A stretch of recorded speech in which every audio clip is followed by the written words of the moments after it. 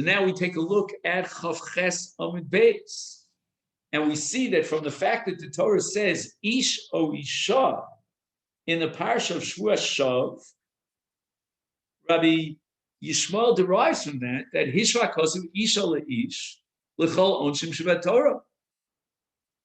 Now, with regard to Yom Kippurim, the Torah says Kol nefesh shel lo se'una v'nichrasa.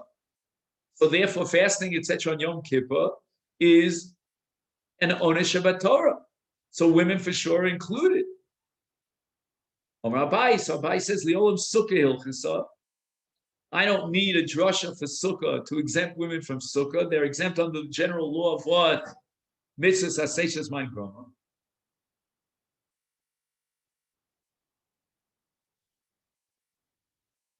However, the problem with Sukkah is that despite the fact that you can categorize it as a Zman Groma mitzvah, I still have a reason, a havamina, that women should be obligated in Sukkah. And for that, I'm going to need a drasha of Ha-Ezra, that the Hay excludes women. Salkadaik, I would have said, Teshru, the Torah says you should dwell in the Sukkah, and that's Ke'ein Taduru. Ke'ein Taduru means that if we're setting up the Sukkah for Dira purposes, then we want both the men and the women in the Sukkah. Ma Dira in a home, Ish V'Ishto, a man and his wife are dwelling in a home. Af Sukkah Ish V'Ishto. I never understood this Gemara. Because, first of all, not every woman is married. So I don't know how you... But okay, so you'll tell me, well, there was a havamina that a married woman was obligated in Sukkah, which I can't understand that either, because the halacha of Ishto Imo, that's not an obligation on her, that's an obligation on him. So he has to invite his wife into the Sukkah. I don't know if she has a Chovas Gavra to live in the Sukkah. I don't know. It's just my own problem. But if you understand this Gemara, that's fine. Let me not upset you. So for that, I need this hilchasa that women are exempt from Sukkah. We should not apply the logic of Teshu Kain to Duro, that just like in his house, it's Ish V'Isha, so too in the Sukkah, it's got to be Ish V'Isha. Rava Omar, he has another explanation as to why we need a halacha that women are exempt from Sukkah. Remember the Gzeir Shav of 2:2? Does that ring a bell? Yoliv Chamisha Sar Michagamatzos. Malahala Noshim Chayovos, Af Kan Noshim Chayovos. Women are obligated on the first night of Pesach. In Matzah, let's obligate them on the first night of Sukkot. In Sukkah, by virtue of Tesvav, Kamash Malon. And now we need a drasha and a Masorah, a Hilchasa, to teach me that women are exempt. And that's the extra hay of the word Ha'ezra. V'hashta di'amrit Sukkah Hilchasa, Kral Lamali. And you're telling me Hilchasa. The implication of the word Hilchasa is that we have a Masorah. In other words, basically what the Gemara's conclusion is, based on what we saw by Yom Kippur, is that the word Ezra includes men and only men. The Hay, therefore, is coming as a ribui to include Nashim. But now we're saying that we have a Hilchah, so the women are exempt from the mitzvah of Sukkah. So we're left with an extra Hay. You follow? But isn't the Hilchah based on, don't you need a proof from a text? No, Hilchasa means that it's an oral tradition that dates back to Moshe Rabbeinu, that women are exempt from Sukkah. You don't need a pasuk to support that? Not only that, but the pasuk would tell you the opposite conclusion. Why? Because the word Ezra is only men, as we saw by Yom Kippur, and the Hay includes the women. So if we apply that to our Ezra in Sukkah, then women should be obligated to the mitzvah of Sukkah. So we're going to obviously have to throw overboard the drasha of Ezra. We're going to have to assume that we have a hilchasa that women are exempt from Sukkah, and now we have to face the music. What do we do with the extra hay of Ezra? Because the Torah could have said Ezra, implying men and not women. So you don't need money, really, whatever. Where do we know this from? No, We don't need that. not in the Hilchos. Just directly from Moshe. Right, it's right, yeah. So Hashad Yamet Sukkah Hilchos Akra Lamali. So what are you going to do with the extra hay? L'Rabos is Hagerim. Now, if you would ask me why do you need a ribui for Gerim, and Ger Tzedek is Chayiv and all mitzvahs like Yisrael, but I think that the pasuk says about Sukkah, which we don't find in other mitzvahs, that there's a purpose to the mitzvah of Sukkah, and that is L'man Yedu Dorosechem Ki Sukkah Shafti is Bnei Yisrael.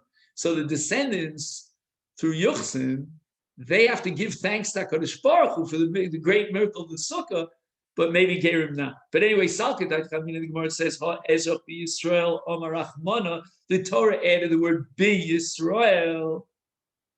And since it says Bi Yisrael, it means, Rashi says, those who descendants from Yaakov Avinu is called Yisrael. Velo es HaGerim is there for Kamashmalan.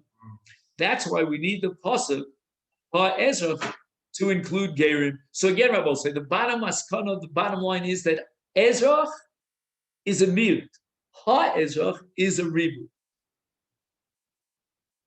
Yom Kippurim, Rabbi Yehuda Marav Nafka. Why do you need Ha Ezrach to include a woman in the prohibition of Inui?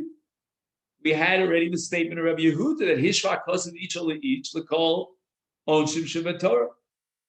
My answer is Lo Mitzvah El Tosefes Inu. The equation between women and men is only about positive mitzvahs. I'm sorry, I lost it. Again, the equation between men and women is only about negative mitzvahs. Lo saseh. Women have the same obligation as men is lo saseh, even if it's a zman grown.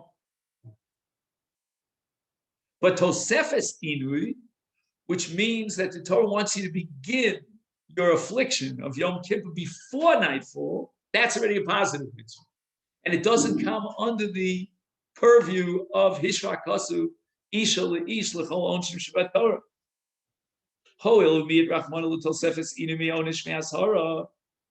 If a person violates Tosefes Inu, instead of starting his Inu at 5 p.m., he started at 5:30 p.m., exactly with Shkia, so he's absolved from any punishment whatsoever. Is therefore lo nischayev noshim klal. We shouldn't obligate women at all because women are not obligated a positive command. Kamash malan. Therefore, we need Ha Ezrach in the parasha of Yom Kippurim, which is the pasuk I hope you have there in Tezvav. Tezayin Chav Tez. You mind reading that pasuk? Okay, we don't have time. Yeah, you don't mind? Just that I don't always foresee when I start the shir that I should have X number of svarim inside.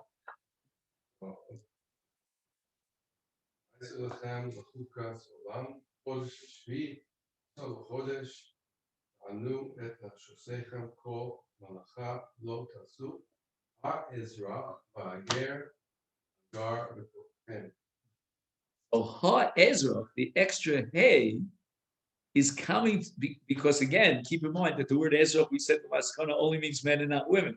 So the hay is coming to include women because we would think that Tosefes Yom Kippurim comes under the category of an essay. There are no punishments, and therefore Hitchrak Pasav Isha Le'ish L'chol Onshim Shabbat Torah doesn't apply to Tosefes Yom Kippurim, and for that I need the extra hay. Omar Mar, let's go back to the Brisa on Omen Aleph. It says Kol. Right, in the pasuk in Sukkah, it says Kol Ezra, L'Ravos L'Saktanim, but Tana Noshim Vavodim Ktanim P'turim in Sukkah. I don't even know why the Mishnah had to tell me that. Ktanim are part of all mitzvahs. Lo Kasha, Kain B'Kotin Shigil L'Chinuch, Kain B'Kotin Shaloi Gil L'Chinuch. Now let me ask you a question. You have a child who's mature enough. Let's say he's 6 years old, and he's mature enough to teach him about Sukkah. Is that a doraisa? Does the Torah require? We know that chinuch is the rabbanim. We have an asmach to chanoch lenar al pi darko. So the Gemara asks, "Chatan shigil lechinuch midrabbanan." How can you tell me that the pasuk kol is teaching me that I have to teach my katan if he reached that age to sit in Sukkah, the whole enterprise of Chinuch is the Rabbanah. Or it says Mirabanu cross Machta B'Alma. Yeah, cross Machta B'Alma was very nice, but what do you do with the word call? It says a smachta, that doesn't mean that he's not high of the rice got it. It means it's the one and this is a support. Correct. So now the question is, what do you do with the word call? Second.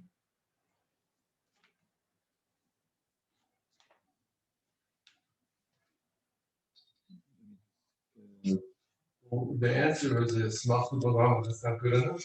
No, I'll tell you why. Because the extra word has to mean something. Wow. On the Doraisa level, there's no Chinuch Doraisa. Just 1 second. I'm sure he has something here. I just don't have time.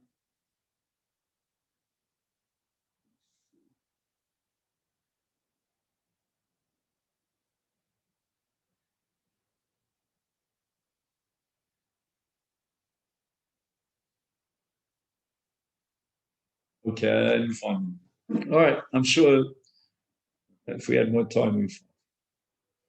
Now the Mishnah says, "Katan sheinu tzarich le'imo." If the katan is independent of his mother, then we have to make sure that he sits in sukkah. Hechi dami katan sheinu tzarich le'imo, and the Gemara offers 2 definitions, and the Beis Yosef assumes they're both equal. They're just different ways of saying the same thing. Amri de Bei Rabbi Yanai, according to the tradition of Bei Rabbi Yanai, kol shenifna v'ein ima mikan chasel. This is what you call toilet training. He doesn't need his mother to clean him up, with diapers and the whole bit. Rav Shimon Omer, kol sheneir mishnosa, as soon as he wakes up, instead of crying, "Mommy, mommy," eino korei ima. And again, as I told you before, the Beis Yosef, Rav Yosef Cairo, is of the opinion that Rav Yanai and Rav Shimon Lakish are saying exactly the same thing in 2 different ways. But in any event, what we see here from Reish Lakish is that if a child would open up his eyes in the morning and yell, "Mommy," then he's not independent, he's dependent on his mother, and therefore he's not included in the mitzvah of training him for sukkah. So the Gemara doesn't like that. Why? Because ima, crying out the word ima, gedolim namakar. You could have a 13-year-old who cries for his mother in the morning. That's what the Gemara says. You're a psychologist, so you would know. You would say he's a problem. Okay. Ela ema. Freud would have something to say about that. Ela ema kol shener me'eno kore ima ima. Meaning he doesn't call out desperately. He's already mature enough. He'll say the word ima because, you want to know where your mom is, but you're not desperate. And the poets can say that's a 6-year-old. Maisa v'yolda kaloso. Maisa listar? I don't get it. We just finished saying that if the child is independent, then you train him in sukkah. Shammai machmir. Shammai was machmir on himself, and he wanted even a dependent child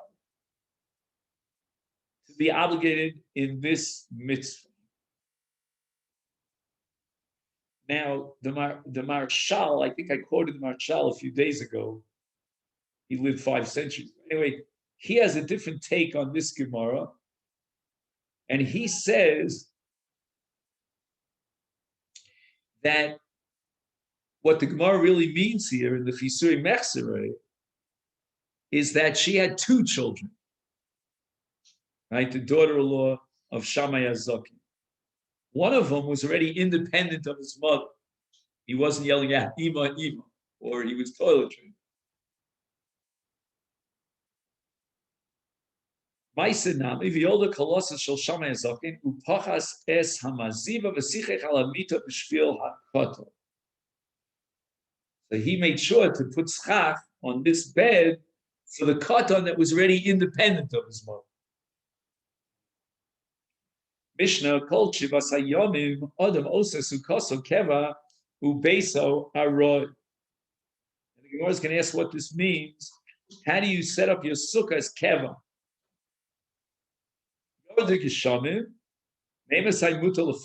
When can you eat your meal inside the house because enough rain has fallen? The rain is so powerful that it enters into a mikvah, some sort of a tavshil, and it'll ruin the tavshil. And the last part of this Mishnah is kind of agadic. It's like a piece of agadik in the Mishnah. Misholo Moshel. Lema Dover Dover Dom. What does rain in the sukkah mean? I remember a few years ago, I'm trying to remember how many years ago it was, we mamish had to run out of the sukkah. And it's so unusual in Eretz Yisrael. I mean, I was in Toronto for 2 years, and it's unusual that you could sit in sukkah in Toronto. But in any event, so all of a sudden it starts pouring rain, and you got to run out of the sukkah.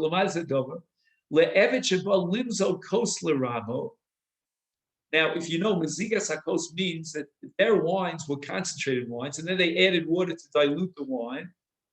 So the Eved is diluting the wine,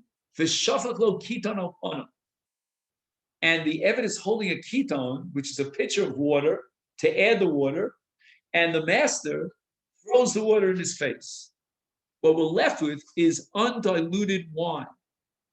And the Vilna Gaon is famous for saying that undiluted wine is midas hadin, hakosher. And we go into Sukkot after Yom Kippur, begging Hashem for midas haracham. And instead Hashem says, I'm not going to allow you to mix the water into the yayin, and it's going to remain midas hadin. Famous Gaon. We went into the Brisa Kol Shivas Hayomim Adam Osa Sukoso Keva Ubeso Arod. What does that mean? Ketzad. Give it to me in hardcore terms. Flesh it out for me. He has beautiful utensils. Malam b'sukkah. He takes it into the sukkah. I know a lot of people who take the second-rate stuff into the sukkah. That's not right. Matzos knows he's got mattresses, and they're beautiful. Malam b'sukkah. Ochel v'shosim v'tal b'sukkah. Now, he should eat and drink and walk around the sukkah. Well, what does that mean, walk around the sukkah? I mean, how big is your sukkah? You can take a tiyul in the sukkah.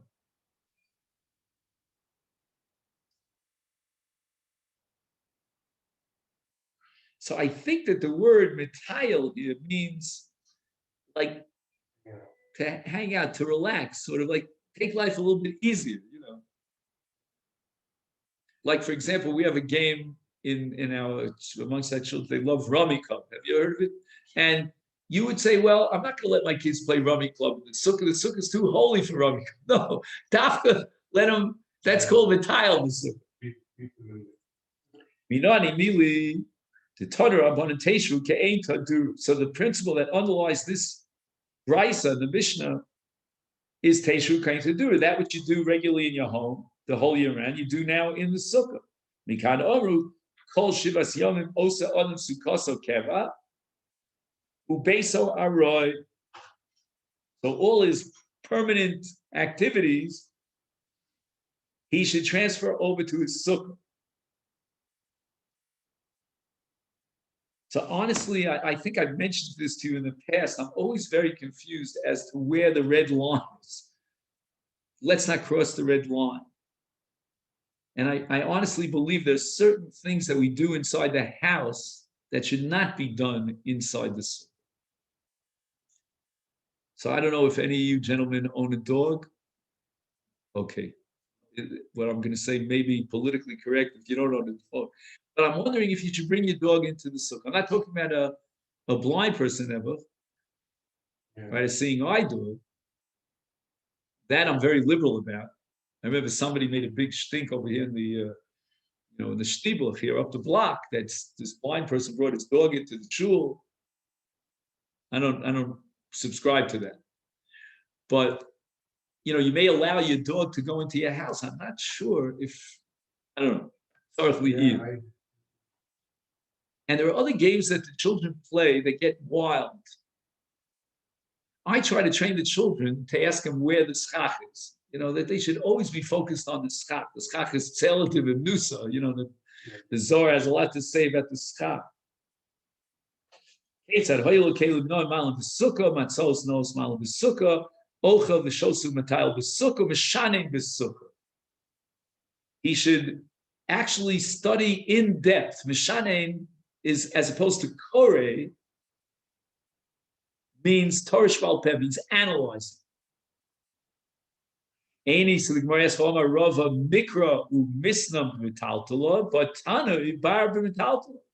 When you're reading Torah Shebechsav, or maybe Mishnayos, and you just have to say Taichim and Mishnayos, that you do in the Sukkah. But you want to study in depth, the Sukkah is going to interfere with your ability to concentrate. So why does the Brisa say Mishaning b'Sukkah? Lo kasha. Ha b'migras, ha b'iyunei. There are two types or categories of study of Torah. One is migras. Migras means chazara. You've already learned it once. Now you review it.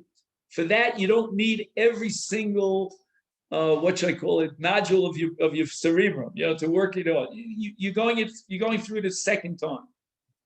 Then there's something called iyune. Iyune means that you're looking into it for the first time. You might have to go through the very basic logic of the sugya. For that, you need total concentration, and the sukkah is going to interrupt your concentration.